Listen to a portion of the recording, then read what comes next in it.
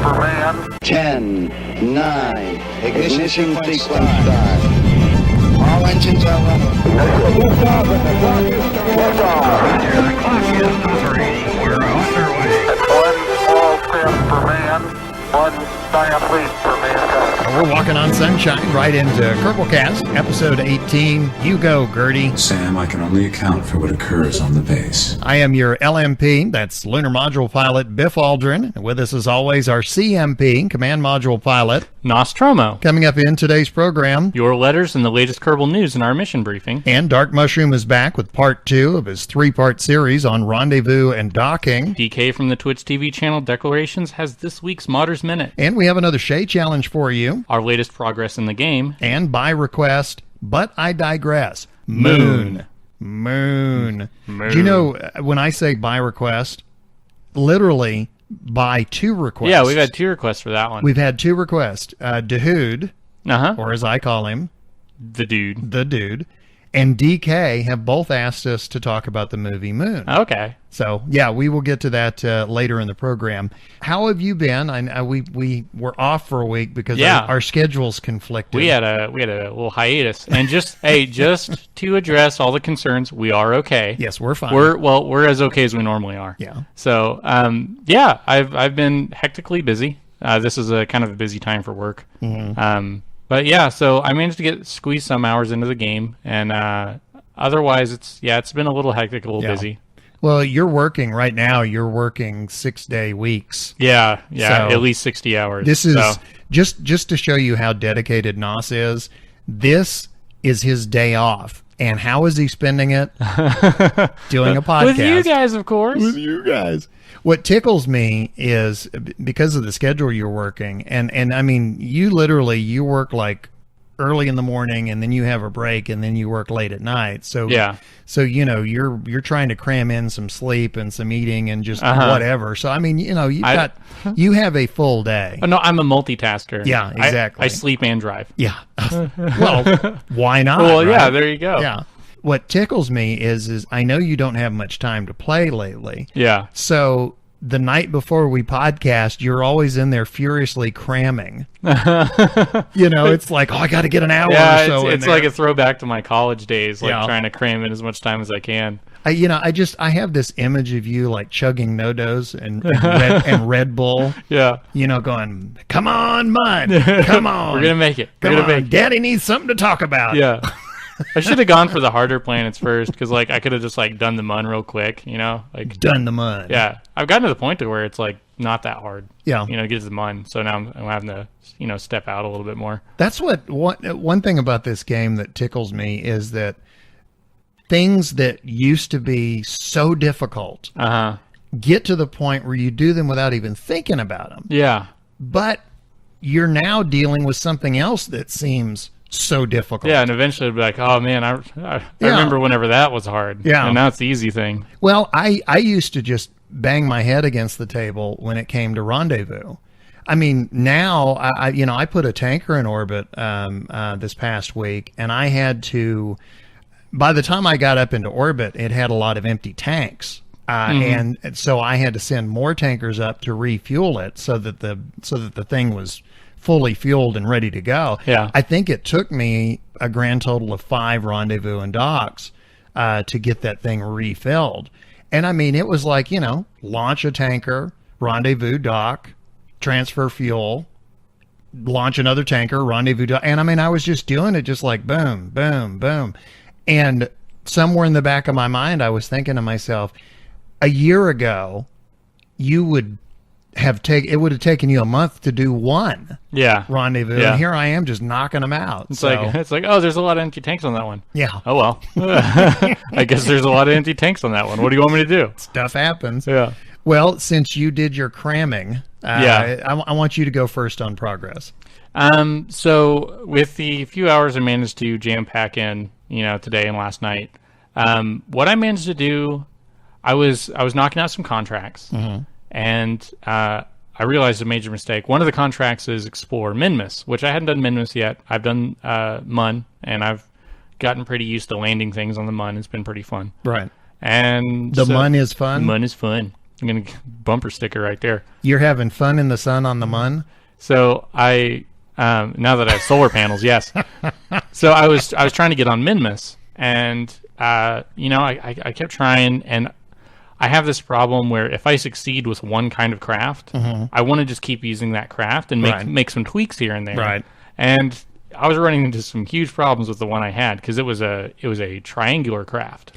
Again, given the limited window that you have to actually play, it makes sense to me that you don't want to waste a certain amount of it building custom ships every time. Yeah, because you go to launch it and you go like, oh, okay, now I need this. So if I have any ship that's given me any modicum of success, I want to try to perpetuate it, like keep that going with okay, I just need to add one or two fuel tanks and now I'll be able to do this. Somebody posted on the Kerbal subreddit the Kerbal the first contract system is causing me to create some very weirdly specific ships. Yeah. So anyway, I've had some weird looking ones that I've it's like, oh, okay, I just need this to get this high, and then I get the contracts and hope it doesn't blow up before then, and it always does. Yeah, I've got a ship with 6 grabbers on it. Yeah, the grabby. Grabby. So I was using the ship that I got to the Mun with. The one I talked about had the most fuel efficient ship I'd ever made. Like nothing was wasted. Right. And I go to try. I'm trying to take this one to Minmus. So I add on a couple more boosters and a couple more fuel tanks and a second, maybe an extra stage here and there. So I'm launching this thing, and I was running into an issue or two with the game in general. But as far as building goes, one that explain. Well, one of them I'll get to in a second. Okay. Another one that whenever I'm building, I don't know if it's more common in a triangle built ship, because I was doing Symmetry 3. Oh, yeah, okay. I don't know if it's more common or not, but if I was off on the slightest, it would completely rock that thing. Oh, okay. It was. If you don't have your balance right. Yeah. So anything that built that was like Symmetry 4 or something like that was a lot more stable. So it's like a 3-legged stool. I mean, 3 legs. It's sturdy, but if you knock it one way, there's not much to keep it from going all the way. Three legs when you get right down to it is unstable. That's I know this is a hellacious digress, but War of the Worlds, you remember the aliens were walking around on tripods. Yeah. And I always thought to myself, these Martians aren't very smart because they've got a 3-legged. Yeah, you take out one leg and it's done. You take out one leg and the thing's on the ground. Yeah. So anyway, I'm sorry. Go ahead. So where does my mind go? The thing was going pretty well, and something that just kind of drives me nuts is if I need to remove a stage and change anything like that, struts. The thing that drives me nuts with those things, how I'm nuts about struts. You're nuts about struts. While you have fun in the sun on the Mun. Attaching them to a booster. It goes inside the booster. Yeah. And that and if you want to get rid of it, you can't find. You can't select it. Yeah. And so there's the other half of the strut, the connecting the end piece, and you can't select the end piece. You have to select the origin piece. Question. Yes. Are you saying that if you attach a strut to a booster and the strut itself disappears into the booster, you can't get to it? It sinks into it. Okay. Here's a tip. Use Control Z. And what it does is it goes back a step. Okay. In the game. Now that's for example, if you accidentally delete something, Control Z. Yeah, it's your Control Z. I don't remember how many times, but you can keep going Control Z. Yeah, MS Paint lets you do it 3 times or something until they changed it. But anyway, if it's the last thing you did, you can undo it with Control Z. Yeah, that's been the hard part though. Is sometimes it's not the last thing I did. Yeah. So I don't know why it just sinks in on those boosters. It doesn't do it on anything else. I'm fine with that, but it's just on those boosters. It'll sink in, and well, I guess that's how it's going to be forever if I do one more thing, Well, and then sometimes when you go and launch that craft, you have a strut that basically sticks out to nowhere. Yeah. And so you're flying a ship that's got whiskers. Yeah, and it's another thing that was frustrating about building something in 3 symmetries. If putting RCS on it, RCS in 3s doesn't really work great. Yeah. So on the central tube, it doesn't need to be Symmetry 3. Right. I tried to do Symmetry 4, But anytime I would put it on there, it would automatically snap to 3. So I'd have to adjust it every time. Yeah. And I was like, if I click for it to be 4, that means I want it to be 4. Sometimes I'll do like symmetry 8. And then when I go to put something on it, it switches to symmetry 8, and it's like all of a sudden I've got 8 floodlights. It's like, wow! Yeah, it's like if I click for it to be that, then it shouldn't auto adjust. Yeah. But like if I select a new part, then it should automatically go back to auto adjust unless I click it to be that. Right. You know, because like anytime I try to, you know, you had to put on that one strut. Yeah. And you'd be like, okay, good, and then you add something else, and then you'd see that one strut didn't go to symmetry whatever. Yeah. So it's like, oh, I just put on one strut. Well, now I got to put on those 4 struts again, but I can't undo what I just did. So now it's a 0.05 heavy on this side, and somehow that's going to matter. And so, yeah, you end up in this just like death spiral of you know, endless add-ons of weight. And SAS does nothing to help. No. Yeah, that's it's when you launch and you just because you've got to the left of you, you've got where it shows you your pitch and your yaw and your roll and everything, and you launch and you just sit there and you just slowly watch that gauge start to lean, and you're like, no. Yeah, right. Well, I can't help that. Pretty soon you're pointing at the ground. Yeah. I was having a lot of that. Yeah. So for some reason, like I didn't have too much issue with it, but whenever I was going to the MUN, but going to Minmus, and I was just pointing the other direction. You know, whenever I would start my 45-degree tilt after 10,000. Right. Yeah, it was just getting exceedingly difficult. And Right. so I, you know, adjustments here and there, and I finally get this thing to go into orbit and be stable. And start going around. Well, I start building my orbit, you know, getting the maneuver node going, winding it up with min-miss, getting it to intersect. At one point, I actually ended up passing by the MUN, and so I just used the MUN's gravity as like a slingshot, which was kind of fun. Yeah. Which was Gravity really cool. assist. Because I was just slingshotting by it, using it to curve, and you just see this giant, like, you know, you see it cresting past the sun and stuff, and you're like, whoa. It's like, I was like, I've been there, but that's still cool looking. Yeah. You know, it's like seeing, you know, because I was in orbit view the entire time, but I just went out of orbit view to see it. Yeah. Yeah, I love it especially when you go, when the MUN is between you and the sun, and you get into that very dark, you know, that little dark corridor on the back side of it. It's like, that's really, I mean, because you turn and you look and there's this giant black circle. Yeah. And it's like there's no stars or anything. It's like, wow, it just blocks out everything, doesn't it? And I mean, and, you know, unless you've got lights on your ship, sometimes it's difficult to see the ship. Yeah. I don't know. I mean, there's moments like that to me that are just so cool. And I know it's in a video game, but I mean, it's like, wow, that's so cool, man. Yeah. So that was pretty cool. That's when I ran into the other problem that I was having. So I line up this maneuver node, and this thing's supposed to go right by Minimus, and so I'll be caught by the gravity, and we're good. Well, I set the node, and then I go back to steer my ship, and it's not moving. And I'm like, uh-oh. So I check my resources. I'm out of RCS, but it still should move. Right. Do you have electricity? Full. Because I have solar panels, and it's just not responding. So I'm like, okay, it's not doing anything. So I tried to do the next stage, and I was clicking on the ship, and then I would try right-clicking the command pod, right, and it wouldn't bring up any menus. It would just show me like how much electric charge and stuff it had. It wouldn't bring up the crew report options or any of that. Right. And so I was like, okay. And so I time warped a little, and then I untime warped, and it still did that. I tried it again and changed views a couple times, and then it let me. But by then I passed the node. So I was like, okay, well, F9. And, you know, I went and tried it again. And it was... Is that like a glitch? I think so. Okay. It was working fine most of the time, but every now and then everything would freeze up. So I'd have to time warp for a little bit and untime warp. So I was being real conservative with my time warping. Yeah. So normally I time warp till I had about a minute to go before the node. Right. It's real easy to overshoot those. Yeah, I was time warping until I had 10 minutes, and then if my stuff was locked up, I would, you know, time warp and, you know, like till 8 minutes and try until I could get it going. I had mentioned that I'm having that problem with right clicking. Yeah. Are you having that problem? I haven't encountered it yet.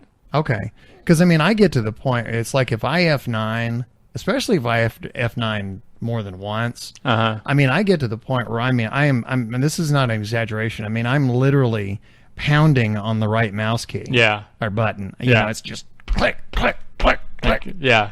Like, You come know, on. and there's been a couple of points where it's like, you know, click, click, click, click, click, click, click, click, click, click, click, click, click, and it still won't do it. Yeah. You know what I have to do? If I get to where it won't right click at all, the only thing I can do at that point, if I'm in space, Save and close. well, what I do is I F5 to save it to make sure that, you know, that's kind of my safety save. Uh-huh. But then what I do is I escape back to the space center. I go to the tracking center, Oh, and then click select fly. the ship, select fly the ship, and that usually resets it. But yeah, I run into that problem where my right click just doesn't work. Yeah. Yeah, you're still having that. Yeah. It's been continuous. I'm curious if I'm the only one. Yeah. So I continued messing with it. Please write in if you're having the same problem. I just don't want to be so alone in this. Yeah, I don't want to be alone. So- Somebody's going to write in and go, "It's you, jerk. Yeah. So It's just you." I kept trying this thing, and it just kept not doing much for me. Mm-hmm. And you know, besides having that freeze up issue, because it's funny, all the views and stuff worked, and I could click and look at all right. my resources. It's just I couldn't steer, Right. and I had plenty of electric charge and all that. It was really weird.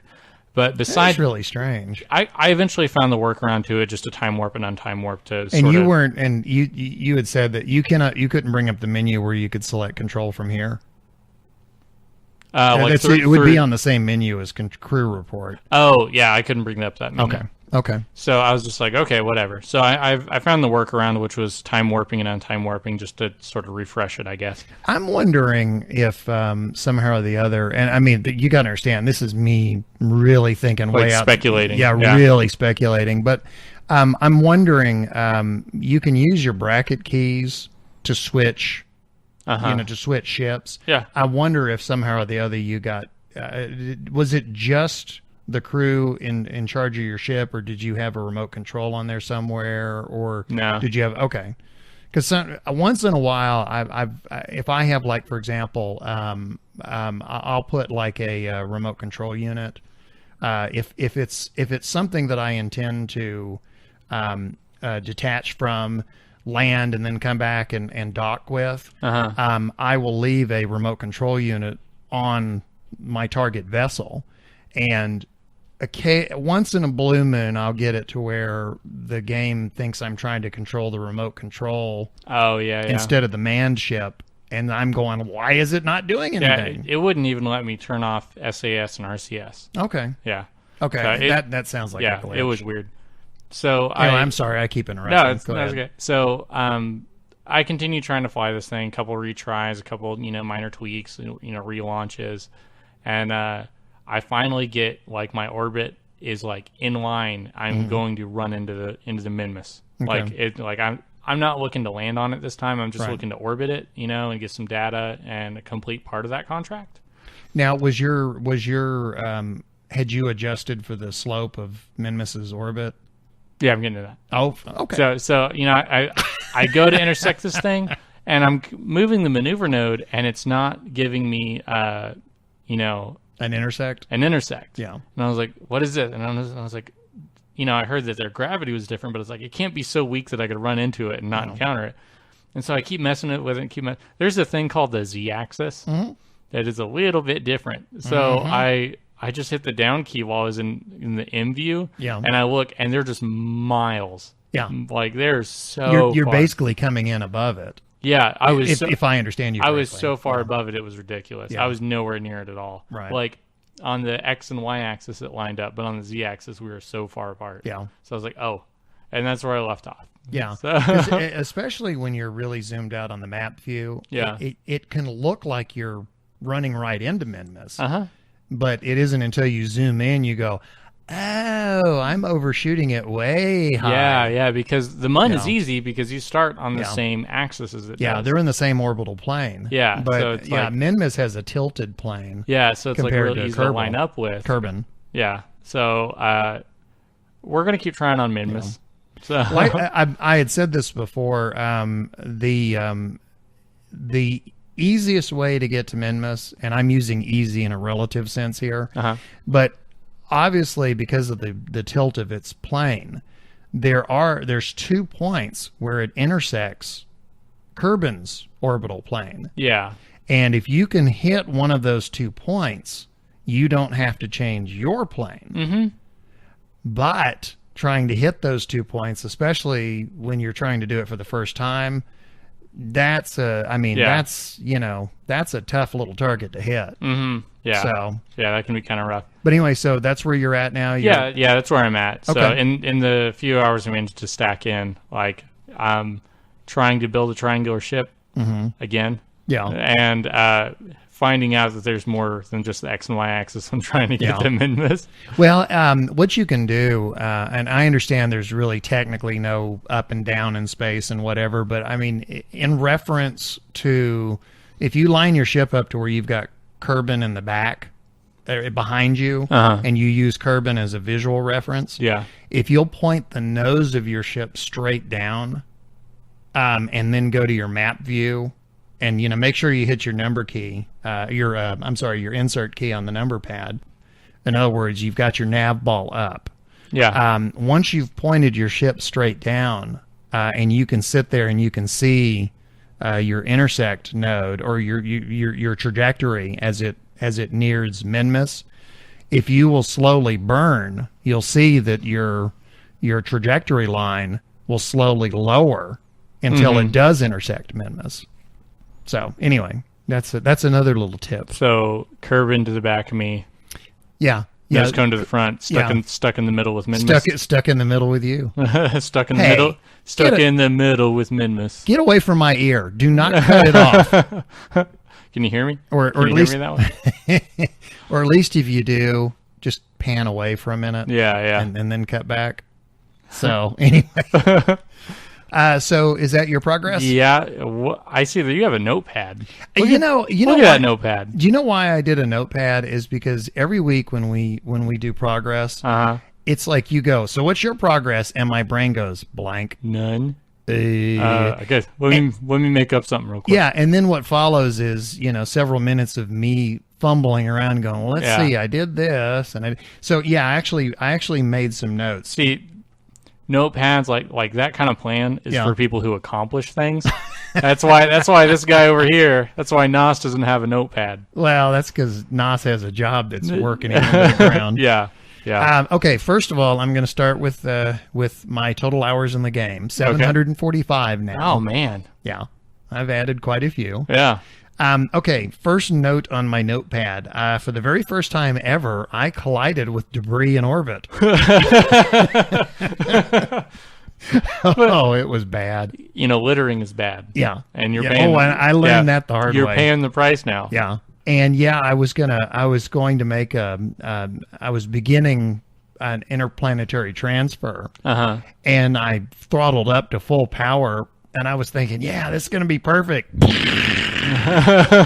When you collide with debris in the game, you get this massive Death Star explosion on the screen. Nice. And when it's over with, there's nothing left. Wow. There's no debris. I mean, there's nothing. You know what? Good, because it only would have made the problem worse. Yeah, that's true. That's true. Yeah, but I mean, literally, it was this gigantic explosion, and it completely caught me off guard. Did you revert it? And I reverted back. Okay.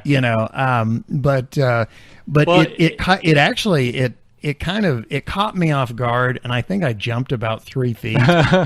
Well, at least you're not like you didn't save like 2 seconds before it hit. It's like oh, okay, I'll just revert. I have done saves like that. Yeah, like the Groundhog Day. Chain of explosions. It's like you reload just in time to fall to your death again. Okay, so that was note number 1.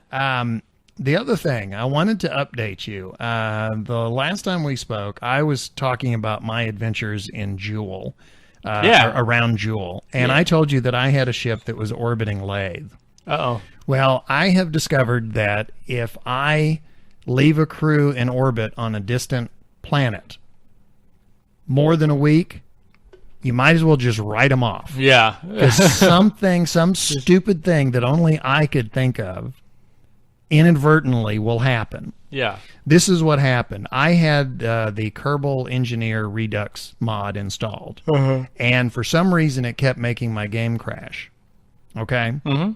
And so finally, I went ahead and just deleted the mod out of my Kerbal game folder and then reloaded the game. And when I did, it came up and it said, okay, these ships are no longer available because they have Kerbal Engineer mod. Okay, fine. And when I read that, I assumed that all these ships had disappeared out of my vehicle assembly building menu. Well, the ship that was in orbit around Lathe with my 3 crewmen had Kerbal Engineer on it. That ship disappeared also. So those 3 guys just disappeared. Yeah, it never happened. It just never happened. Did you keep any science or anything that you got from that expedition? I'm in Sandbox. Oh, okay. So there was no science. It does not matters anyway. Yeah. But because you remember several weeks ago, it's actually probably been a couple of months now. Remember, I had guys that were stranded on Eve.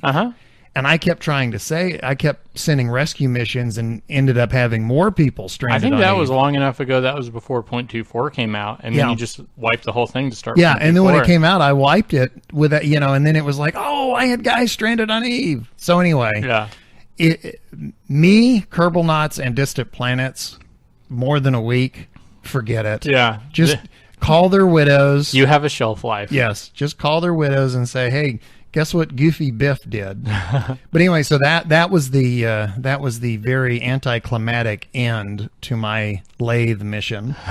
Okay, next thing on my list. Do you remember I had said that for the longest time I was trying to install roster prop monitor? Yeah, and then they made it easier. Yeah, but it does all of the fancy control, the instrumentation inside your craft. For fun, I actually decided to try and fly a mission as much as possible from inside the capsule. Oh, yeah, because there's like all that extra buttons. Yeah, all of that's there. And I discovered, I'm assuming that this is part of Roster Prop Monitor. I'm assuming they added it. But one of the options you have 8 different camera views that you can set up.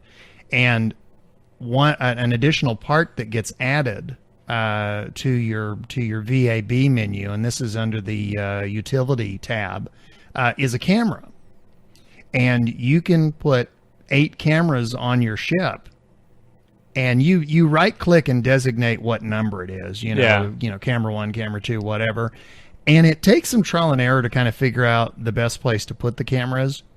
But I actually flew a mission. Not entirely, because there was for example, you can't like select something, but I would launch and get into orbit and that sort of thing. But I did it entirely from the cabin view, and it was the 3-person cabin. So there's the guy, there's 2 guys sitting by the windows, and then there's a 3rd guy that's under them. Yeah, and that guy has no window view whatsoever. Well, that's the view that I was flying from.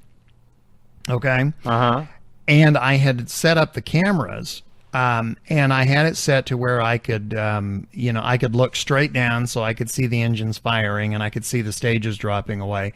I had other views looking out to the side so that I could see, like, for example, when I lifted off, I could see the Kerbal Space Center, all the buildings. I could watch those as they fell away, and I could see the mountains in the distance. And on the other side, I could see the water, and I could see the islands and whatever. It changes.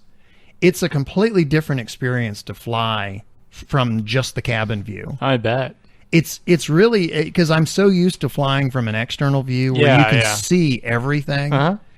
So to actually just fly from the instruments, I recommend it if you're looking for something new in the game, kind of a new experience. That's a lot of fun. Yeah. And also, you have to kind of relearn your flying, because, for example, I was not, I had missed a step when I was getting up into orbit. And all of a sudden I realized, wait a minute, I'm not gaining any altitude here. And what had happened was I had gone up and over my apoapsis without even realizing it. Oh. And it's so, when you're in an external view, that is so obvious. Yeah. But when you're in a capsule view, it's not. So, I mean, you know, it changes the way you fly. Mm-hmm. But anyway, so I recommend it. If you have not done, install Roster Prop Monitor, which gives you a whole new world of instrumentation. Set up your cameras so that you can click around and look at things. And try and fly a mission, fly it into orbit. I've got a camera pointing directly straight ahead. That makes it's very interesting to dock that way. Yeah. Because usually when I've been docking, you know, kind of like looking from a side view or looking, you know, straight down or whatever. But I've never been able to look straight on. And so with the camera pointed straight ahead, if you're docking from a capsule view, Mm-hmm.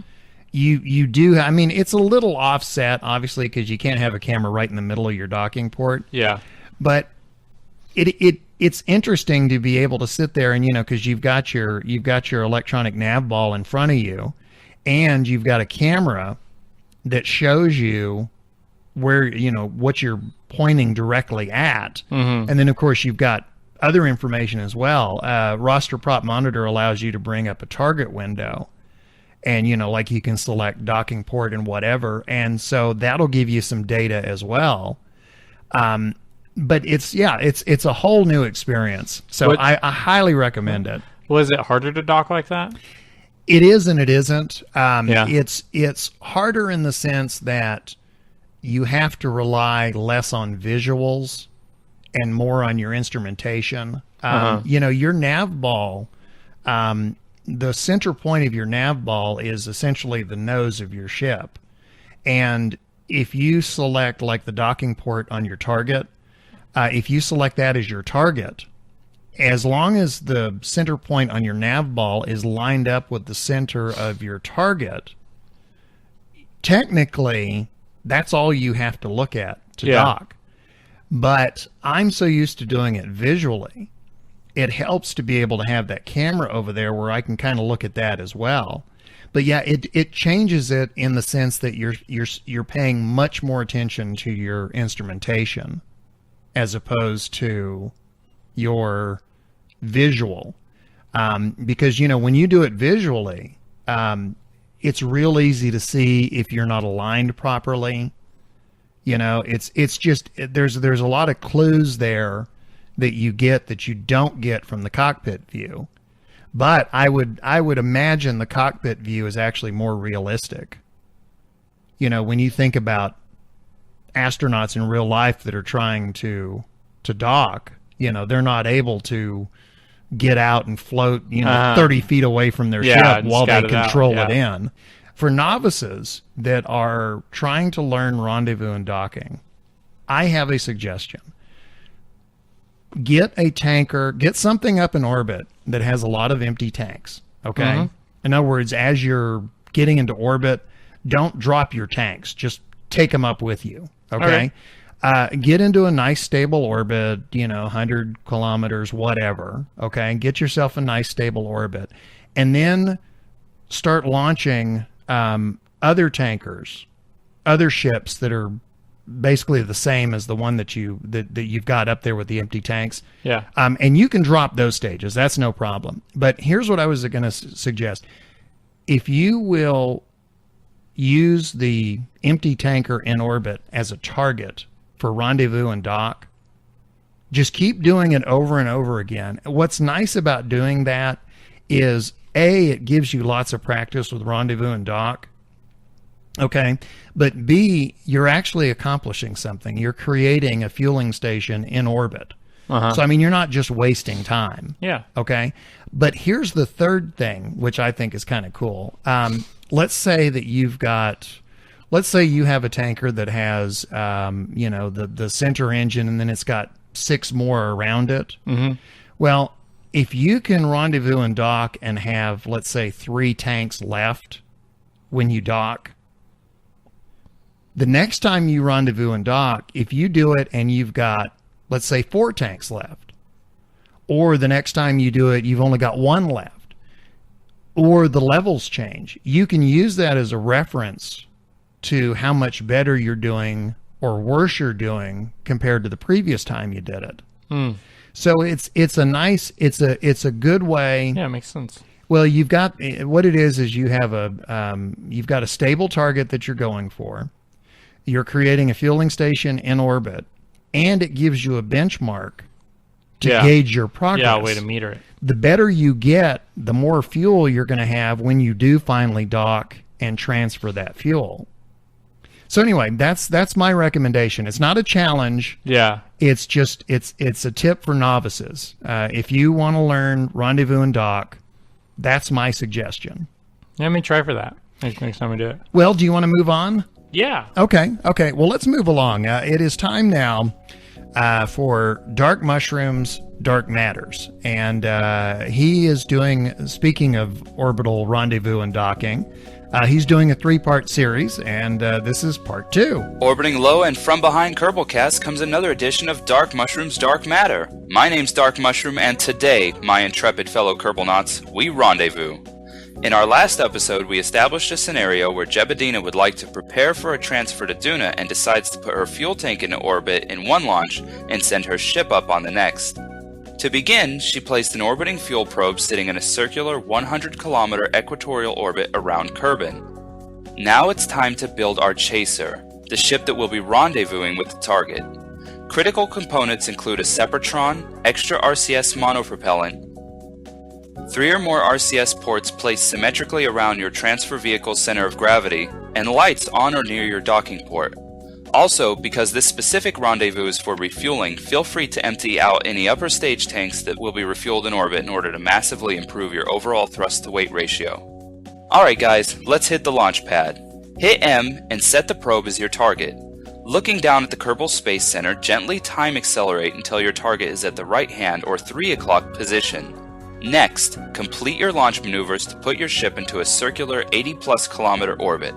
None of this has to be exact, we just want our chaser in a lower orbit than our target. Why though?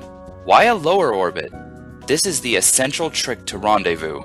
The magic of meeting up with another vessel screaming across the horizon at mind-boggling speeds lies entirely in relative orbits. The ship in the higher orbit is moving slower relative to the ship in the lower orbit.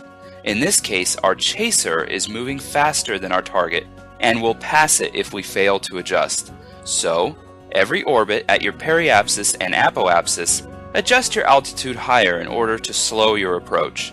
I like to make 5-kilometer adjustments at a time. Logically, if it's taking too long to catch up, circularize and skip a burn or two. And if you're catching up too quickly, make larger adjustments to taste. As you practice getting the closest approach possible and matching your orbits, go ahead and send any questions to @darkmushroom87 on Twitter or by emailing kerbalpodcast@gmail.com with the subject line Dark Matter. That was Dark Mushrooms, Dark Matters. That was very good. Yeah, that was great. That was, you know what that made me think of, to be honest with you? Rendezvous? I sure hope it did. That was the point. That's the theme of today's episode is rendezvous. Now we did, I think it was our second podcast, or it may have been our third, but I remember you and I was trying to explain rendezvous. Oh, to you, yeah. and I was trying so hard to explain it, and the more I talked, the more confused your face got. I was so new to the game at that point. That was episode like 2 or 3. 2 or 3. And I was pretty sure I was probably less than 15 hours into the game, like maybe under 10, and I was just like, what? Well, and then when after we edited it, we took out so much that whenever we went back and listened to it, we're like, oh, it makes even less sense now. Yeah. You're like, you got to match up the thing with this thing. And I went back to listen to it, and I was like, I still don't understand what he's talking about. You know, the listeners, obviously, they don't get to see our visual, you know, our facial reactions. But the whole time I was talking, I could see the look on your face, and it was just getting so lost, perpetually more and more confused. Yeah. And that was like creating this anxiety within me to explain it better. So I kept trying, and your face kept getting more and more confused. We were in this like perpetual confusion loop. Yeah. And it was it was awful. But I mean, he said, in about a minute, he said what I was trying to say. And I think I talked for 15 minutes or whatever.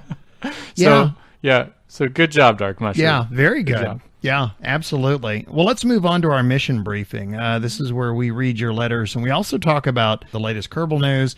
And Nas has our first story. Is it a letter or a story? It's a story. This one comes from Brit Reddit. You know what? We need to get a robot to do this. Brit Reddit? Yeah. Oh, you mean like text to speech? Yeah, yeah. Brit Reddit. Okay, so Brit Reddit posted this to the KSP subreddit. I've solved it. The origin of the Kerbals. Dun, dun, dun. It's so simple. Russia, having failed its previous attempts to study gecko mating habits in zero-G, well, you know, because you got to know that. Well, of course. Send up a new probe with fresh geckos aboard. Whilst the geckos are orbiting, doing their thing, a massive... Which is what? Signing people up for insurance? Yeah. A massive meteorite strikes the Earth, leaving a massive crater which can be seen to this day on the surface of Kerbin. Okay, sound effect. Wait, was it taking off or was it crash? No, that was the massive... Oh, okay. That was the asteroid and then the giant crater. I'll buy it. A chunk of Kerbin is flung into high orbit, forming what we know as Minmus. The impact itself wipes out all life on the planet. Eventually, the orbit of the pod decays and comes screaming down onto the surface of planet Kerbin. The geckos, now the creatures we know and love as Kerbals, emerge. Hello, mate. Would you like some insurance? Evolved through... I thought he's British. The Geico Gecko? thing? I thought he was Australian. You know, I don't know. You know that he was originally planned to be a character on Animaniacs? Oh, I didn't know that. Yeah. Yeah. Really? He was going to be a character, and then they dropped him as like a British or Australian, gecko, and they dropped it. And later on, that guy's like, well, I'm still going to use it. And now Very celebrainy. Yeah. Go ahead. Sorry. The geckos, now the creatures we know and love as Kerbals, emerged, evolved through years of exposure to solar radiation to be hyper-intelligent onto a bleak and empty landscape. They have but one piece of human technology left behind, the pod in which their species was formed, and from that they quickly analyzed enough to be able to understand the mysteries of space travel. Future Synth adds, it gets better.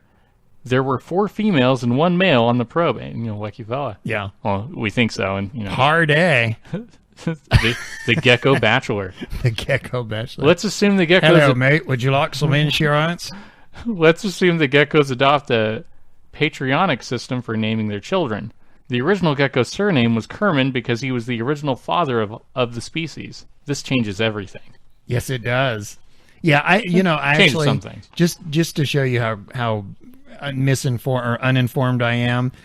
When I saw patronymic, it was like I immediately had to go look it up. Oh yeah, it's basically they all have. That's why they all have the same last name. So, this is part 2. We're moving on now. This is part 2 to a letter that we actually started in the previous podcast, and it's a lengthy letter, and that's why I broke it up because I wanted to make sure each part got the attention that it deserves. In part 1, North Star 1989 talked about a more efficient way to get into low Kerbin orbit. He was also responding because we had gotten a request from a listener to discuss interplanetary transfer. Yeah, transfers, yeah. And so he wrote in, and this is like an 8-page letter. So I have chopped this down considerably. We need to hook him up with the guy who sent us he was writing the unofficial manual. Yeah. You remember that? Yeah. Oh, yeah. We need to get him on the writing team. Up together. Yeah. And also I want to say, North Star, thank you so much for taking the time to write this. I wish I could do it more justice. But I'm gonna breeze through here. Interplanetary transfer. In order to start an interplanetary transfer, you need to be aware of what the approximate positioning of the planets should be when you make the attempt.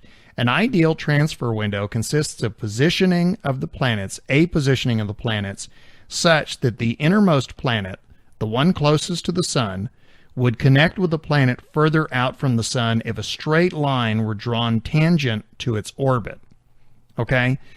What that means is if you're trying to transfer from Kerbin to a planet that is further out from the sun than you, that means that the target planet needs to be in front of you. When there's like a straight line from Kerbin to let's say Duna. Okay. Let's say Duna. What you'll end up with is Kerbin is back a bit because again, as we talked about with orbital rendezvous, the object that is quote unquote lower, which in this case, Duna is higher from the sun than Kerbin is. Well, Kerbin is moving faster than Duna is relative to Duna. Okay, so when you leave Kerbin, you want to make sure you're back behind Duna, so that when you do increase your speed, that's when you intersect Duna. Quote, put another way, the planet further from the sun should be directly in front of the planet closer to the sun. That's where you do your transfer, okay? Now, I'm going to paraphrase everything else here. These are not North Star's words. These are mine, okay? Because there's a lot more to this. But to summarize just a few main points. This sounds like common sense, but you'd be amazed how many times I, at least, have done exactly the opposite. Make sure when you leave Kerbin orbit that you are traveling in the direction of the intended target planet. In other words, if Duna is in front of you, make sure you leave Kerbin orbit traveling towards Duna. Don't leave Kerbin orbit traveling away from Duna, because then you've got to burn fuel to catch up. Yeah. And also, once you actually do get into orbit around the sun, that's when you create another maneuver node, and that's where you create your intersection with your target planet. There's a lot more detail about this online. Those are just a few quick rules of thumb. And I want to thank North Star 1989. Hopefully I didn't butcher this too badly, but those are some tricks. From Pun Pundit. Pun Pundit. I've been listening to all of your podcasts so far and finally decided to take up one of Shay's challenges. I was surprised when my first iteration of vertical takeoff and launch design with a rover worked. The included craft features version 1.1 of the design, where I added some control surfaces due to difficulty with keeping the nose up during horizontal flight. That's tough. Yeah. That's very tough. Balancing anything, it's like, usually, anytime you're building rockets, you want to spend as little time in the atmosphere as possible, trying to stay stable in that atmosphere. Mm-hmm. Note that, like all winged vertical takeoff and launches, it is extremely difficult to fly on the VTOL engines alone.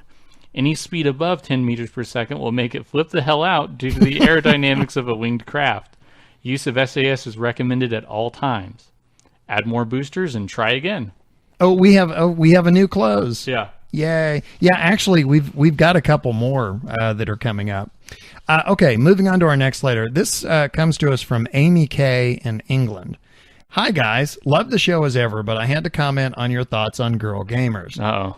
I couldn't agree more with you. Oh, okay. Yeah, okay. There you go. You're good. And can't describe how infuriating and insulting at times interacting with some male gamers can be. I've had people assume I'm just playing a boyfriend's game or am automatically useless at any game. Yeah, that would irritate me too. Oh, yeah. Yeah, that gets old. Okay, this next sentence, I'm going to try and do this justice. You ready? Arg is the infuriation in me. Anyway. Anyway, keep up the good work. From a gamer girl who loves Kerbal, Amy K in England. There's a YouTube video from BuzzFeed, and it's called If Geek Girls Acted Like Geek Guys. And it's a guy in a comic book store, and the whole time the girl behind the counter is saying things like, You have a girlfriend who's really into comics, that's why you like them, you're trying to impress her? No! I see, you're trying to get into things that girls like so that they'll like you. And then other stuff like, I bet you cosplay. What do you cosplay as? Can you show me pictures? Show me pictures of you cosplaying. What do you cosplay as? Slutty Hawkeye? Slutty Thor? That's so hot. I wish you were my boyfriend. and the guy's like, can't I just come in and buy a thing? Anyway, it's really funny. Nice. Just a little backstory. What we were talking about was I had been watching Twitch TV, and there was a girl who was playing Kerbal Space Program, and I had mentioned the fact that when a guy is playing Kerbal on Twitch, the comments are people commenting on what he's doing and making suggestions and whatever. With her, there was some of that, but there was also, gee, you're pretty, and your hair's so nice. Oh, your hair's so pretty. Is that your real color? Yeah. And, real hair color. And I was number? just, and I was commenting that when a guy plays Kerbal on Twitch TV, he's a gamer. when a girl plays Kerbal on Twitch, she's a girl gamer. Yeah. In other words, she's a girl first and a gamer second. Yeah. And I was just basically saying I didn't think that was right. And you had chimed in with some other examples. In response to that, we also heard from Louis J. on Twitter. And he says, congrats to Kerbalcast for denouncing misogyny in gamer culture. We need to change bad behaviors from the inside. Thank you. We're trying. This is our little drop in the bucket. Yeah, there we go. From Misha. Hi, Biff and Nos. First of all, as a new listener, I just Are you sure it's Misha? No, I don't know. Micah? It's Micah. What is it? Misha, something like that. Well, you know what? Yeah. Well, I'm going to do text to speech Yeah, and see text what to it speech. says. What do you think of this? Yeah. Micah. Micah. Micah. Micah. Micah. Micah. Micah. Micah. Misha. I don't know if that really solved much. Hi, Biff and Nos. First of all, as a new listener, I'd just like to congratulate you on your KSP podcast, which I find on the whole to be rather excellent. Yay! Yay! The only beef I have with it is that only about 50% seems to actually be about KSP. Boo. Well, actually, that's probably true. Yeah, that's that pretty is. true. Between Especially some of our earlier Yeah. ones. Between Biff's jokes going off topic all the time, usually about movie anecdotes, the huge But I Digress section, which so far has been all about space-related movies and not really that space-related, and the intro, outro, outtakes, there's hardly any time left to actually talk about KSP. Even the news section includes general space news, which I enjoy to listen to, but in my honest opinion should be in the But I Digress section, if anything. Could I pretty please suggest that you spend more time talking about KSP and less about various actors, movies, wordplays on listeners' names, and other sundry bits and pieces? Don't cut it out entirely. A bit of fun and on-topic digression is great, but it's just a bit much.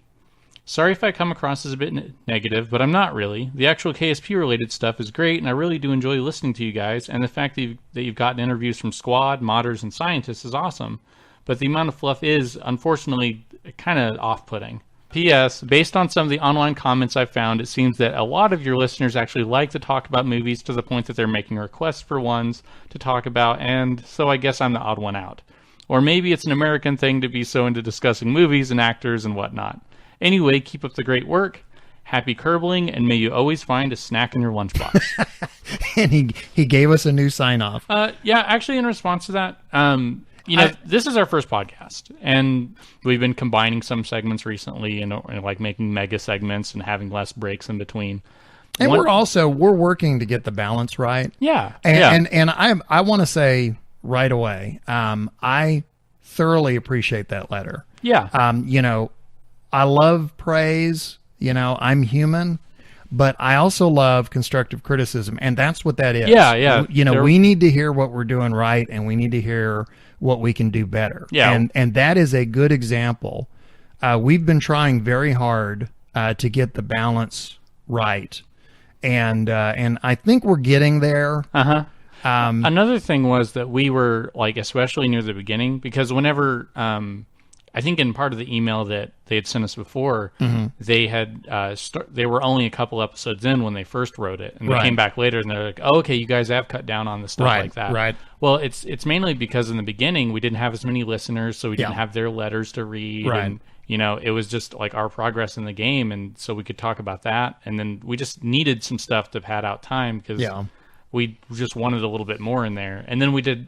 The digress section was something I kind of came up with because at the beginning I knew nothing about Kerbal, so I was like, well, let's have something else to talk about so they just have something to talk about. Right. And we put that at the end so it's easily skippable. So you can have, if we're having a hour and a half podcast, then you have about an hour 10, hour 15 of Kerbal content, and then the last bit you just cut off, and boom, you have a straight Kerbal podcast. Right.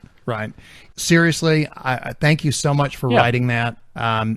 It's that kind of stuff that helps us get better. Yeah, we appreciate all criticism like that. And, it's funny because we're talking about how some people will say, like, I really like your digress segments, keep doing them. And other people are like, well, it's not really on topic. I'm not a big fan of them. Right. And so, like, we get a lot of things going both ways, but we take any criticism we have and we try to use it to make the podcast better. Yeah, absolutely.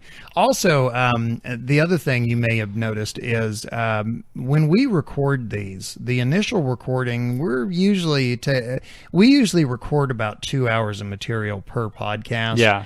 And the earlier podcasts, because we go and we edit, and in the earlier podcasts, I always felt like we were leaving too much out. Because when I would go back and listen to it, I always felt like things were cutting off way too soon. And then I finally one time thought, you know what, I'm going to let a lot more through than usual. And that was the one time we did. It was like 2 hours, it was like a 2-hour 15 minutes podcast or something. And I was listening to it later going, oh, shut up. And it's bad when the person who recorded the podcast is getting bored with it. Yeah. So we're also, I think we're getting better at kind of editing down to the good stuff, and we leave the good stuff in, and we're getting better at sorting the chaff out from the wheat. Yeah. So anyway, but again, Micah, thank you so much. Sorry, I'm having so much fun with that. Yeah. Thank you so much for the letter. We appreciate it. And seriously, folks, any comments that you have, we love constructive criticism. We love praise. Any comments you have just helps us. So please continue to write. All right, it's your go now. Oh, it's mine. Yep. After all that, it's mine. Another letter from Cody C., which, as we all know, we know Cody.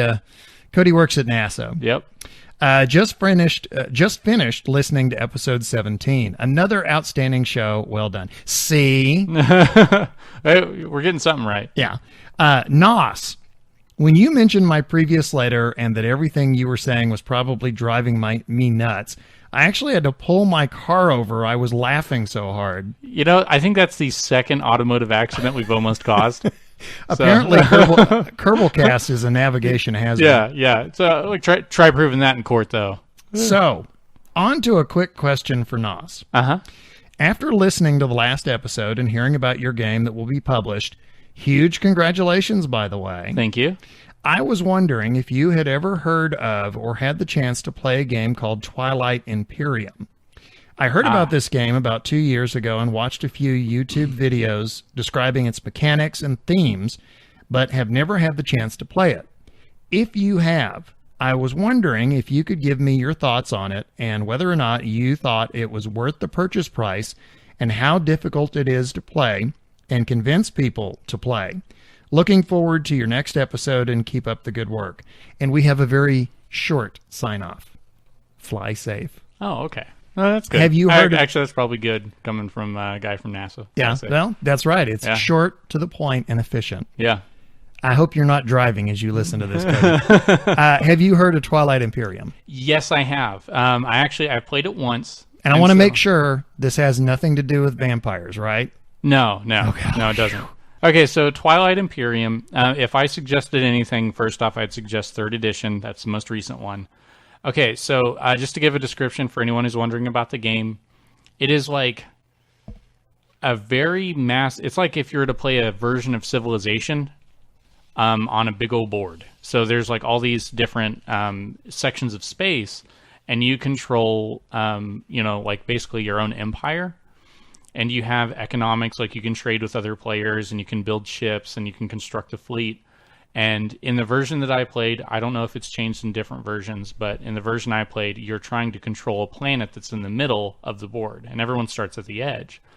So you can make you can research build trees in order to enhance your fleet, or you can make trades with other players in order to make money off of them and then make money off of you for resources. It sounds kind of like a 4X space game just on a board. Yeah, there's actually, would that be right? A growing genre of board games that like they weren't originally called that, but now they're calling them 4X games. And yeah, you're moving around.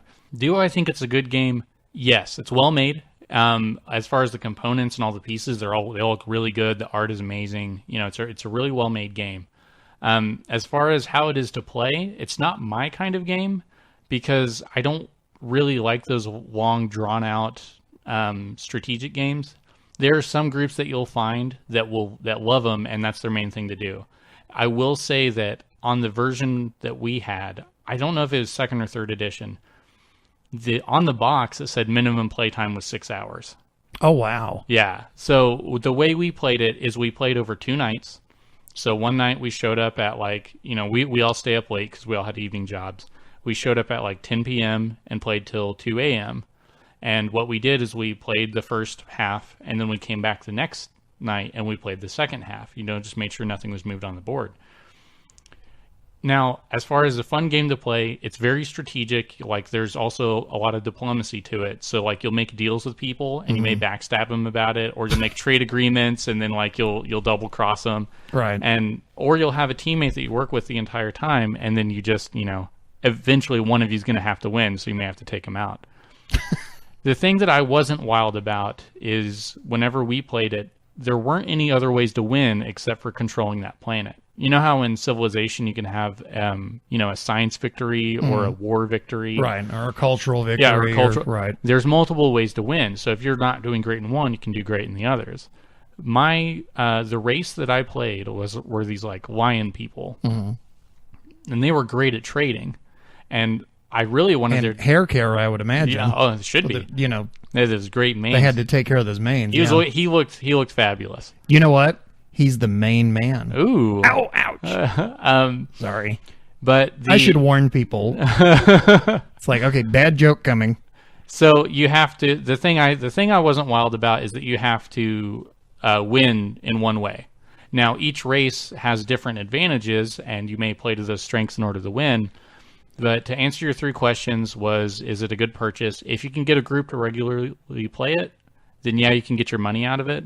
But the hardest parts are you need to find a group that they're all willing to read and understand the rules, and you need to find a group that's okay with playing a game that long. So I'm guessing fairly steep learning curve. It's not the first game I would introduce to new gamers. Okay. So, because that was going to be my question for someone who's never played a game like that. Yeah, it can be kind of rough. Now, some people, they can just jump straight into it, and they can have one complicated game like that, and they really like it. Mm-hmm. So if it's the kind of people who enjoy something like Risk, right? It's long, strategic kind of game. The more people that know the rules, the better off it'll go. Can I throw in my 2 cents here? Go for it. Cody, do not waste your time on Twilight Imperium. You want to get a game called Garbage Day. That's the game you want. Okay? Coming soon. Moving along. So anyway, yeah. The game you want is called Garbage Day. And Cody, see, the more often you play any game like that 6 to 12 hour thing sounds really, really steep. The more you play it, the faster it goes. Okay, so cool. Expect your first play to be long, and then each one after that gets shorter. Well, I read the question, you answered the question, and now you get to move on to the next item. Oh, hey, we did that for the last one. We did too. This one is about Kerbal X Beta. Kerbal X.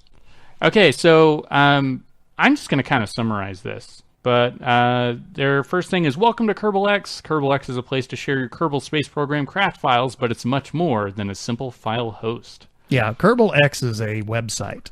Yeah. You can find it at Kerbalx.com. Kerbalx.com. And there's no www in front of it. No, there's not. You can search for craft with specific mods or search for stock craft and filter by construction type, so SPH, VAB style, probe, rover, aircraft, etc., subassemblies, and user-definable tags. Part count range filter coming soon.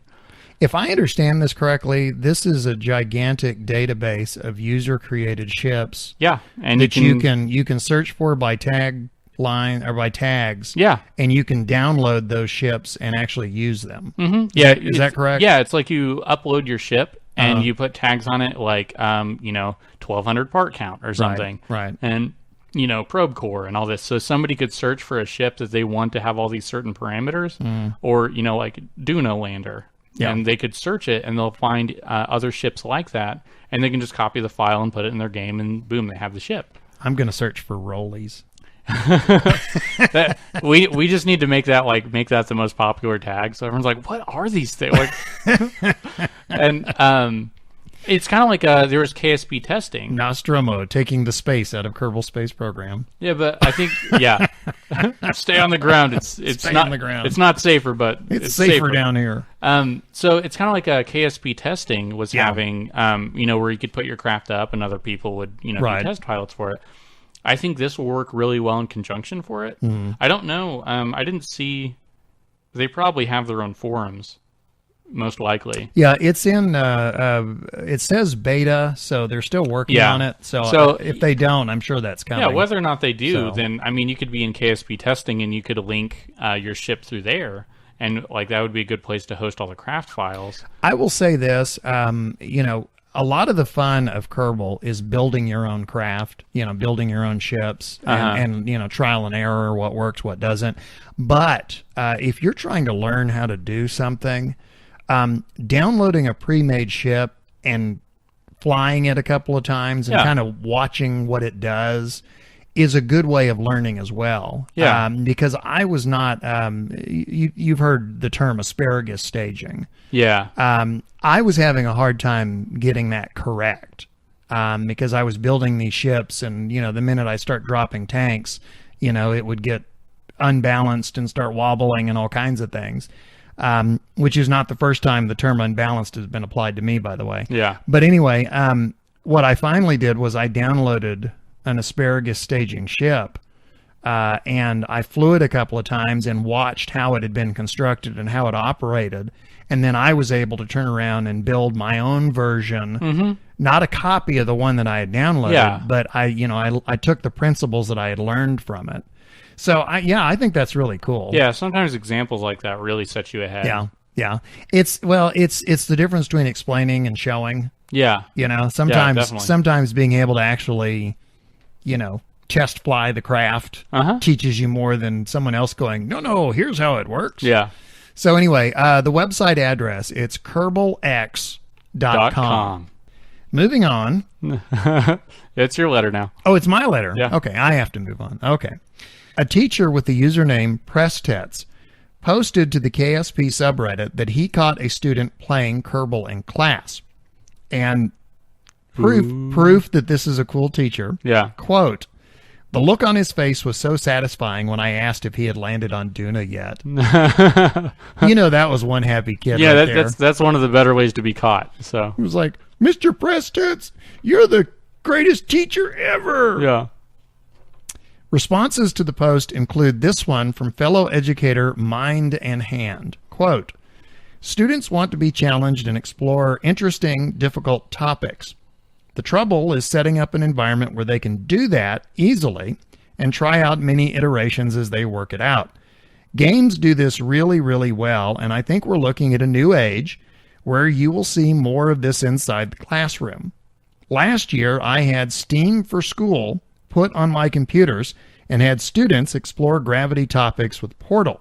I'm stoked to have KSP going on my computers in the next week or so because it shows complex aerospace subjects in a very simple manner.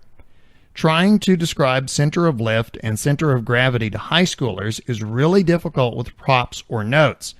In KSP, it's going to be amazingly simple and apparent what the effects are. I can't wait." Cool. Yeah, that's awesome. Yeah. Well, let's go ahead and get educated some more about mods. We're moving on now. DK from the Twitch TV channel Declarations has this week's Modders Minute. This week we're talking about our first parts mod, KW Rocketry. KW Rocketry is the first parts mod that I would recommend to anyone who is looking at getting into modding their game with new parts. This mod includes over 100 of them, and they are all really quite balanced. There's new radially mounted batteries, nose cones, low-profile decouplers, and I mean low. The 2.5 meter decoupler in KW Rocketry is less than half the size of the Rockomax decoupler. Interstage decouplers, interstage adapter decouplers that go from one size to another. Heavier struts for all your space taping needs. New RCS engine blocks, including a higher thrust model that I just love. Radially mounted SAS units for controlling really big rockets, and lots of fuel tanks and engines. 12 of them, 12 new engines, including a 2.5 meter engine that uses monopropellant. Liquid fuel tank adapters to bring you from one size tank to another and using that space for fuel storage. There's also these wonderfully modeled side-mounted fuel tanks, similar to what the USSR had on their R-7 rockets. There's plenty of different solid rocket boosters to play around with. And if you thought that the 3.75 meter parts were big, wait until you check out KW Rocketry's new 5 meter rocket parts. The big just got bigger. And the Modder's Minute just got moddier.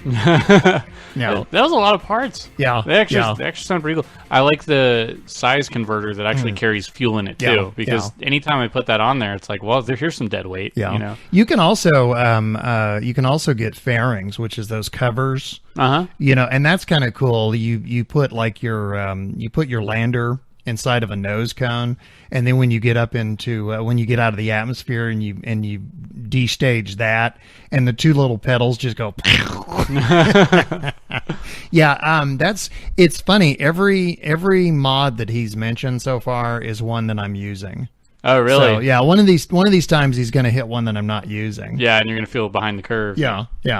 But yeah, no, that's I strongly recommend that. And again, we cannot praise DK enough. That is an excellent segment, and we thank you so much for contributing that. DK gives us Modder's Minute. Dark Mushroom gives us Dark Matters. Yeah, we got good stuff coming in. Yeah, we got some good contributors. Yeah. You know what? Pretty soon, you and I won't have to do anything. Yeah, we just set it in motion, and we'll just go. Here's the next segment that's better than us. Biff and Nos, CEOs of Kerbalcast. Yeah, it's like, what do you guys do anymore? We micromanage. Yeah, Yeah, and here's the latest sign off. Yeah. Okay, well, let's move on into But I Digress. And this is by request, as I said earlier.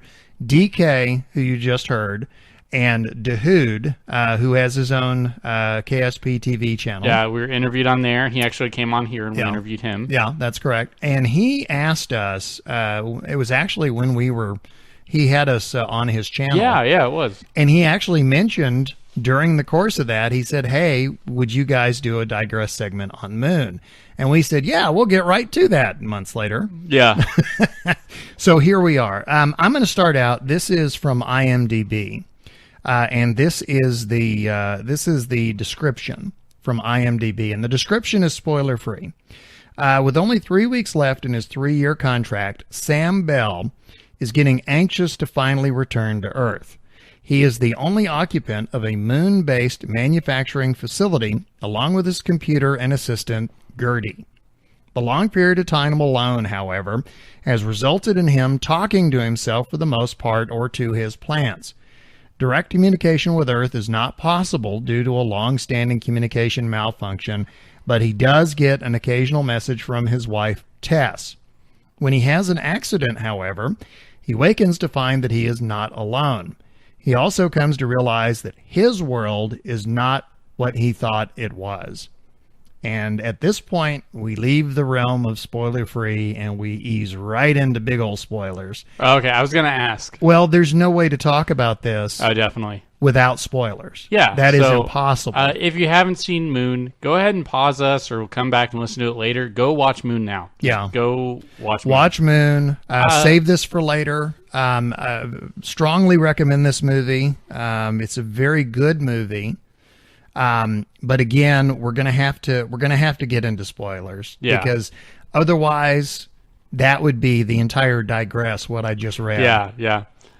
Well, the first thing on the movie is, whenever I first heard the premise, like 4-year mission on the backside of the moon by yourself, right? But you're pretty much good, set for life as far as finances go.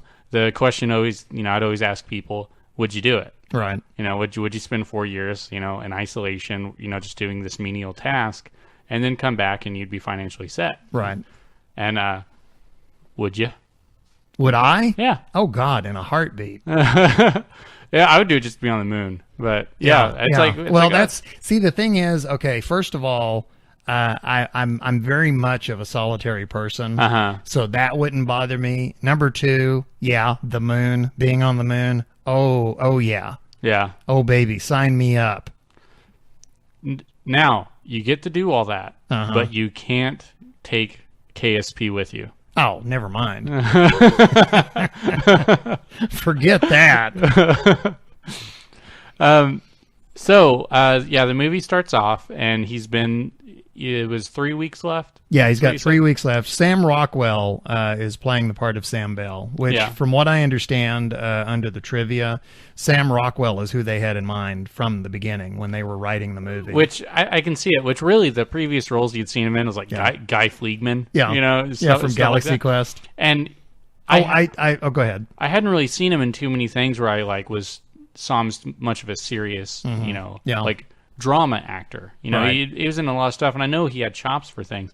But seeing him in this, it's like, okay, he's got the full range. Put him in something big, you know.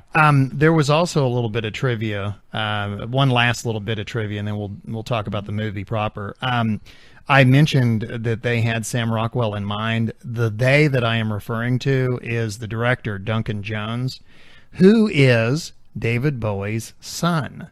Oh. Because you remember, David Bowie's real name is David Jones. Oh, okay. When he was starting out, the Monkees were real big, and since Davy Jones was real big, they figured that David Jones and Davy Jones, guess who would win that battle? Yeah. And that's where David Bowie came from.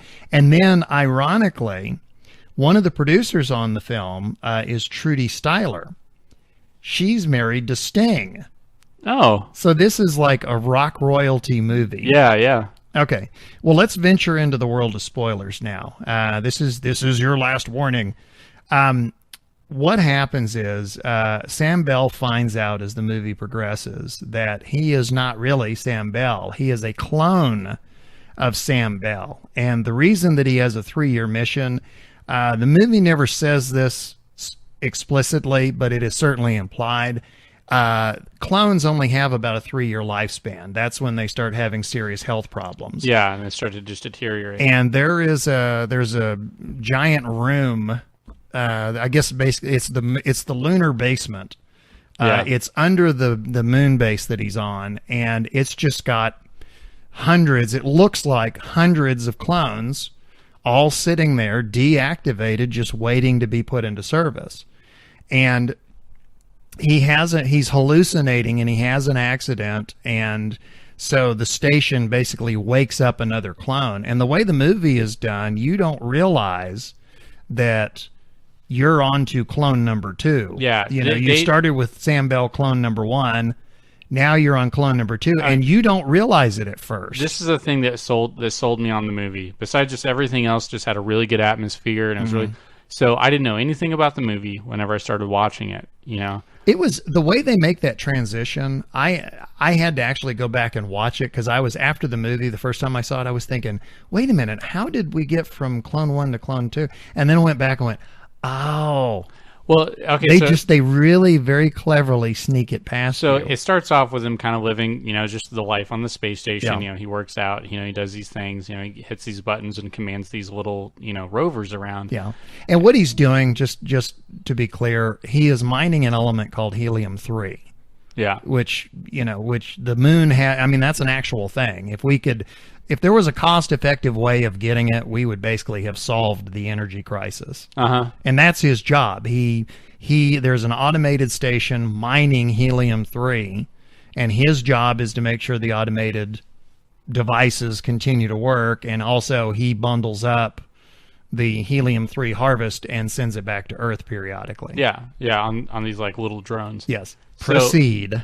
The accident happens, and a new clone gets awakened.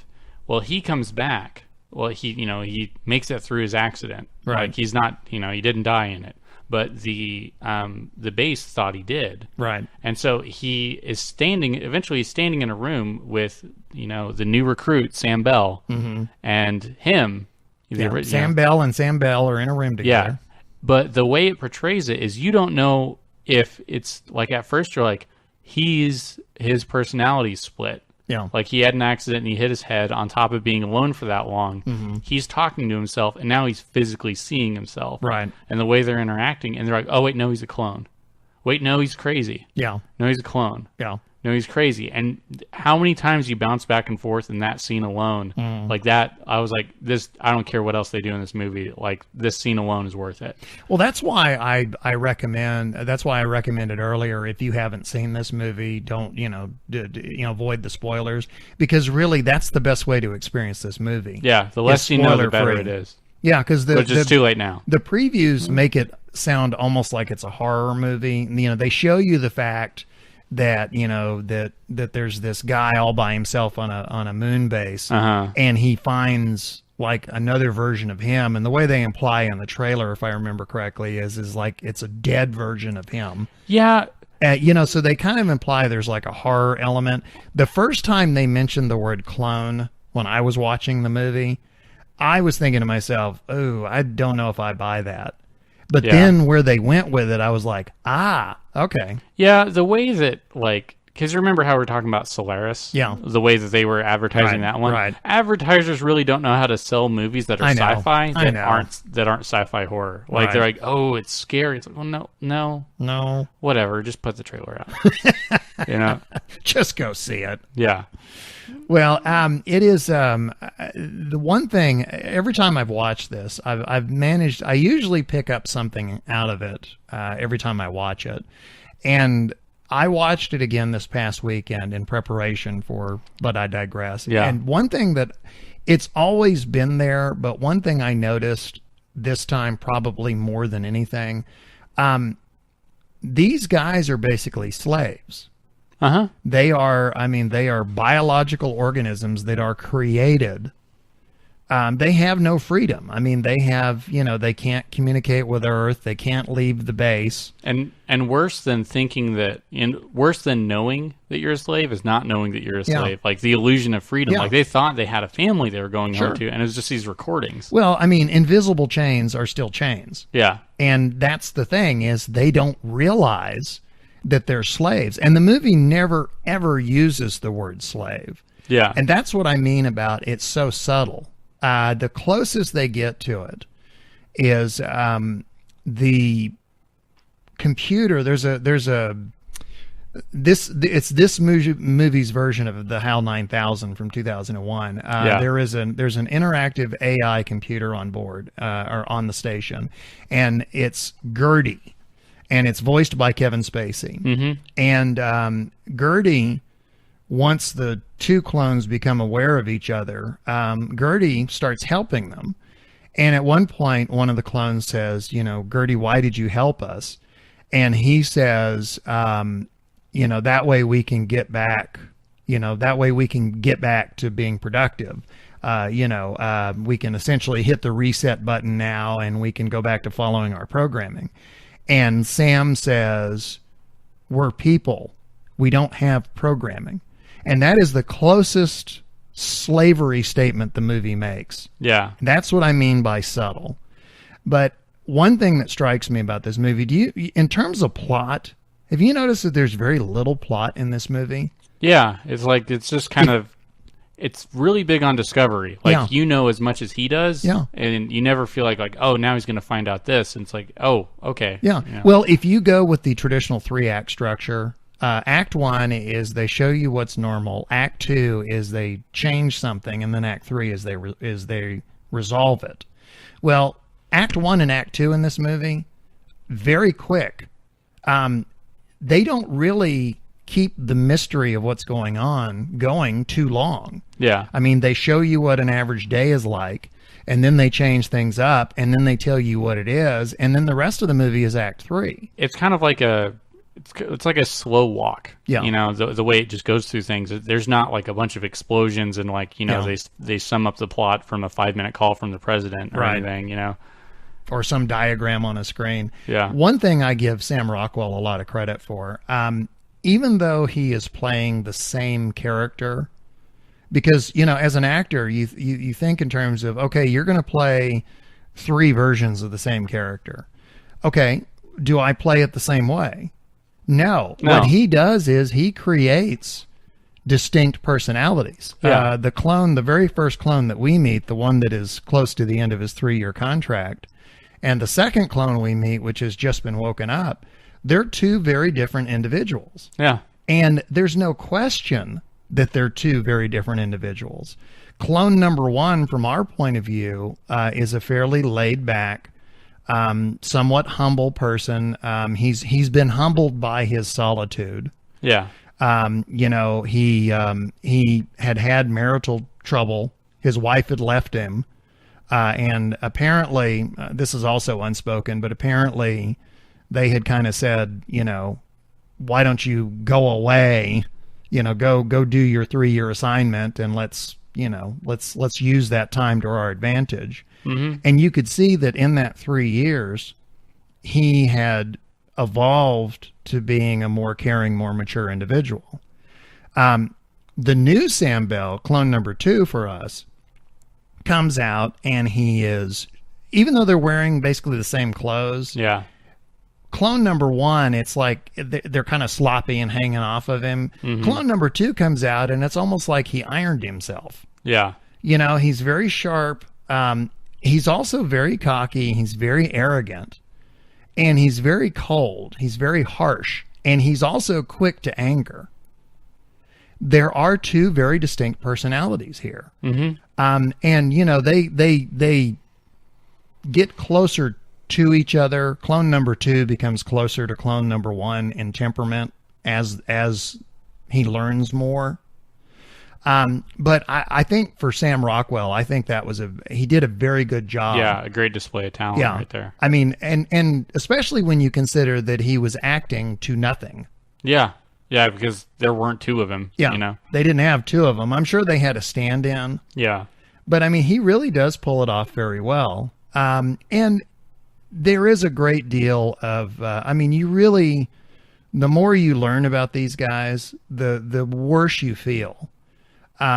Because, imagine if everything you knew, everything you thought you knew was a lie. Yeah, it was fabricated.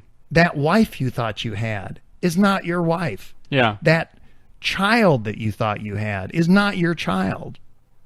Imagine having all that taken away from you. And that's where you really get into the, to the larger theme, which is going back to humanity. Okay, they're clones, but they're thinking, feeling individuals, and what's being done to them is horrible. And, they're having their humanity torn away from them. They are humans who don't even have basic human rights. Yeah. So I just, that's part of what makes it so emotionally satisfying when clone number 2, Sam Bell, gets away. Uh-huh. Because he manages to slip those invisible chains. Yeah, and it's the first one, like he knows that it's like, I never really had a chance to live how I thought I was, right. And I'm going to die, but this is freedom, but it's not going to do me any good. That's the other thing that's really kind of hard to watch is and I don't mean to be dismissive by saying clone 1 and clone 2. It's really the only way to refer to them. Yeah, it's an easy way to keep them straight. But clone number 1, by the time we see him, he's at the end of his 3-year lifespan, and he is literally falling apart. Yeah, he's looking gone. He's literally got teeth falling out of his head, and he's vomiting up blood, and and there's a montage they show of the way the mission ends is they get into what they think is an escape pod that is going to fly them back to Earth. And instead what it does is it incinerates them. Mm-hmm. And so there's that just final little kick in the butt, which is, we've used you for 3 years. We've denied you all your humanity. We've lied to you. And now, right when you think you're going to get the golden prize, we kill you. Yeah, here's your false hope, It's monstrous. Yeah. And you look at what it had been culminating to this. Mm-hmm. If you look, like, all of this had been building up to it and it needed to work, because like those recordings over the years had started to, because I don't know if they ever say how long they'd been doing this for. He makes a phone call to Earth. You remember Eve? Yeah. His daughter. Yeah. I don't remember what her age was, but that would be, because remember she was a newborn in some of the earlier videos. Yeah. So it had to be, if I had to guess, I'd say she's somewhere between 15 and 18. Uh-huh. So 15 to 18 years, my guess. Yeah. So you're looking at like a big batch of clones. Yeah. So what would that be? 9? No, yeah. no, that'd be 8. Yeah, well, let's round it and say 8. Let's say 18. Let's say she's 18. That would mean this is the sixth. Yeah, you're on God, generation 6. My math was awful right there. That was okay. despicable. What's bad is I'm the one who's usually horrible at math. Yeah, I was thinking them in years, in 2-year intervals or something. Anyway, thank you, multiplication rock. yeah. 3, 6, 9, 12, 15, 18, 21, 24, 27, 30. You know, the highlight of this is that all of that will be edited out now, so they'll never hear my awful math. That or I'll edit in Schoolhouse Rock. Yeah. So if she's like 18, that means they've gone through probably around 6. Yeah. Clone number 1 that we know is probably number 6. Yeah. So yeah, they've gone through 6 iterations of this. Assuming some clone somewhere didn't run himself over. Or something. Yeah. So yeah, because anytime there's an accident, a new one would get printed. Right. And so there were so many of them going through, and it kind of like culminated this because the recordings were wearing out, and you know the thing was starting to go into decay, and then Gertie had been slowly learning. Yeah. You know, and he'd been learning from each one, and like you could tell there's like this little bit of care that had started to grow. Right. But he knows whenever he does this that he'll be wiped of all of his memory, and he's okay with it because you know he knows what he is. Well, see, that's, again, going back to what I said, where I think the overall theme is humanity. When Sam Bell, clone number 2, Gertie comes up and says, Sam, this isn't going to work because the minute you leave and they show up, they're going to look at my memory and they're going to know exactly what happened. Yeah. And Gertie himself says, why don't you set it to where it erases my memory and that way they won't know? Well, do you notice what Sam Bell says at that point? He says, are you okay with that? Yeah. Sam Bell, clone number 2, has more humanity towards Gertie than, his corporate overlords, to use an expression, has towards him. And because of that... And even though Gertie's not human. Yeah, and because of that, Gertie's okay with it. And he's like, yes, go ahead and erase everything. Which...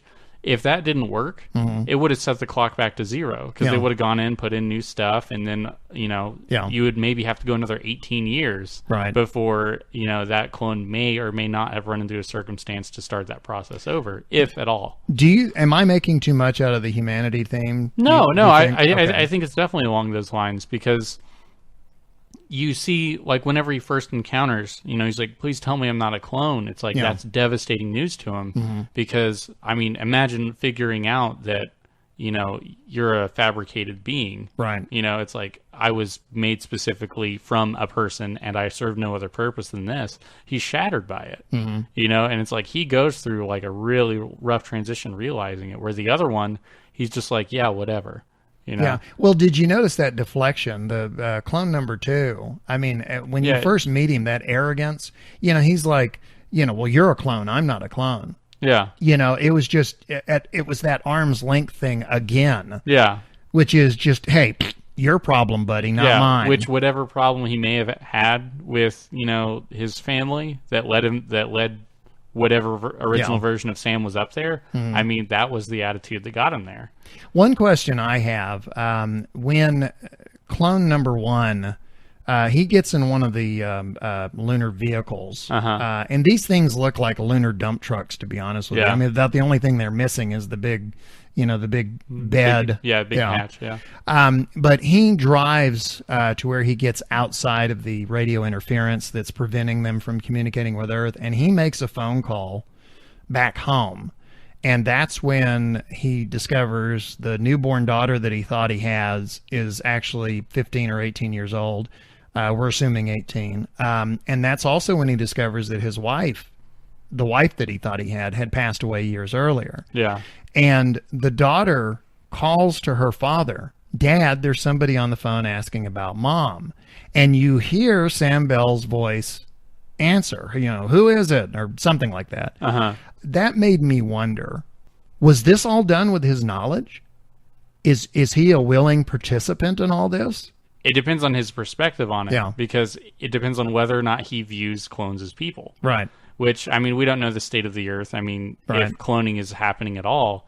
If it's not, then that's an incredibly new problem they just ran into. That's a question that I've always wondered about, is what does the actual Sam Bell think about all this? Yeah. Does he even know? Yeah. Or if what he, I mean, for all I know, the corporation said, yeah, we're going to make these clones and we're going to lovingly let them, roam free and, Now, I didn't think that was the question you were going to ask. I thought the question you were going to ask is... you mean I threw you? No, I thought you were going to ask the other question that a lot of people have asked is the woman. Oh, Tess? No, the one. Oh, the one that he sees. Yeah, the one that he sees. Okay, I got you. Yeah, he's. Well, anyone who's listened this far has obviously seen the movie, so they know what you're talking about. I almost explained it. I wonder a couple things. My speculations on who she is. Now, I haven't really thought about her representing something. Yeah. This is just like in that world, who she may have been is part of the reason that he ended up in marital trouble with Tess. Right. Or one of the doctors who was engineering the clones. That's possible. Yeah. That's possible. Those are two possibilities I considered. And so we conclude another episode of But I Digress. And that means we're moving on to this week's challenge from Shay. This challenge is for the more advanced listeners of the podcast. I have a simpler one for those less experienced. The NASA update added asteroids to the Kerbal system. The challenge is to get an asteroid into circular orbit around Kerbin. Once in an orbit, build a base on that asteroid. No rules for this challenge, only no infinite fuel cheats. The challenge for the less experienced requires you to channel your inner pyromaniac. That's right, a Kerbal cannon. If you can place a Kerbal behind an engine when it's firing, it sends the little guy flying. Challenge is to see how far you can launch the little green bullets. I highly recommend using sandbox mode. Are you serious? You could do, oh my God. I'd never done it. Now that surprises me because I would think that you of anybody. I'm a little disappointed in myself now. For my I'm kind of disappointed in you too. For my speculation, I believe the hidden edition is going to be a randomly generated asteroid belt. That's all for now. I can't wait to see the asteroid bases and Kerbal cannons. Breathe deep, fly high. Breathe deep and fly. Okay, so there you go, folks. You've got your latest Shay challenge. That's like the motto for the Kerbals. Just breathe deep and fly high when you get launched from a Kerbal cannon. Really? Yeah. A Kerbal cannon. Yeah. Honestly, until now, I thought with the rollies and the spinnies and the swimmies, I'd heard it all. Yeah. That I have to say that actually that's up. That puts up in the same area. Yeah, I wonder if they ever put magnets. You can start building rail guns. Yeah. Yeah. That'd be pretty fun. Oh God. Railgun launch system. Railgun launch system. Well, okay, so that wraps it up for episode 18 of, did you hear that? Yeah. So we got a mic hit? Mic hit. We have a late stage mic hit. That wraps it up for episode 18 of Kerbalcast. And before we go, there are some folks that we do want to thank. We want to thank all of our listeners, including our regular contributors, DK, Shay, and Dark Mushroom. Also, we want to thank the folks at Squad for a great game.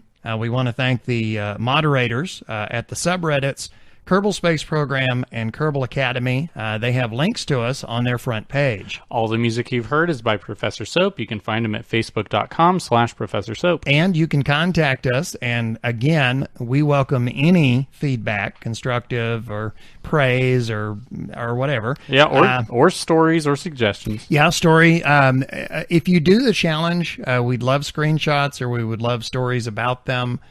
We love your letters. We love your comments. Tell us about your experience in the game. Anything you want to communicate to us, you can send it via email, kerbalpodcast@gmail.com, or on Twitter, it's @Kerbalcast. You can subscribe to us on iTunes or download episodes directly from kerbalpodcast.libsyn.com. And that does it for today's program. I'm your LMP, Lunar Module Pilot Biff Aldrin.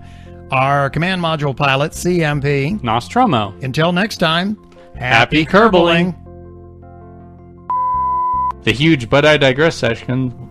I need more bass. Give me some more bass. Oh, baby. Yeah. Kerbalcast Episode 18. We will survive. And then we'd play the clip from the song. Yeah. And now you're back from outer space. Get up on that mic. Kerbalcast Episode 18. Walking on Moonshine.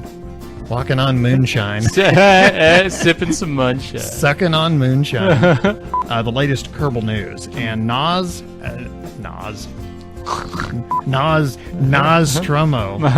Schnoz Stromo. Snash promo.